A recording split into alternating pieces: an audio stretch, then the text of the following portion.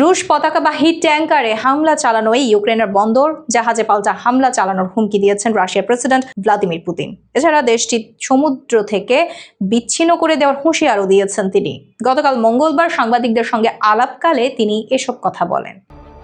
রুশ জাহাজে হামলাকে ইউক্রেনীয় সশস্ত্র বাহিনীর দস্যুতা হিসেবে উল্লেখ করে পুতিন বলেন, ইউক্রেনের সশস্ত্র বাহিনী এখন যা করছে সেগুলো দস্যুতা। রাশিয়া প্রথমে ইউক্রেনের বন্দর এবং সেখানে আসা জাহাজে হামলা চালাবে। দ্বিতীয়ত, যদি এসব দস্যুতা চলতে থাকে আমরা সম্ভাব্যতা যাচাই করব। বলছি না আমরা করব, কিন্তু আমরা সম্ভাব্যতা যাচাই করব। যেসব দেশ ইউক্রেনকে সহায়তা করছে তাদের জাহাজের উপর হামলার চালানোর কথা। এদিকে ইউক্রেনকে সমুদ্র থেকে বিচ্ছিন্ন করে দেওয়ার হুমকি দিয়েছেন ৭৩ বছর বয়সী পুতিন। তিনি বলেন, সবচেয়ে বড় বিকল্প হলো ইউক্রেনকে সমুদ্র থেকে বিচ্ছিন্ন করে ফেলা। তখন দস্যুতা আর করা সম্ভব হবে না। তিনি আরও বলেন, আমি আশা করব ইউক্রেনের সামরিক নেতারা, তাদের রাজনৈতিক নেতৃবৃন্দ এবং যারা এসব হামলার পেছনে জড়িত আছে তারা ভাববে এগুলো করে কোনো লাভ আছে কিনা।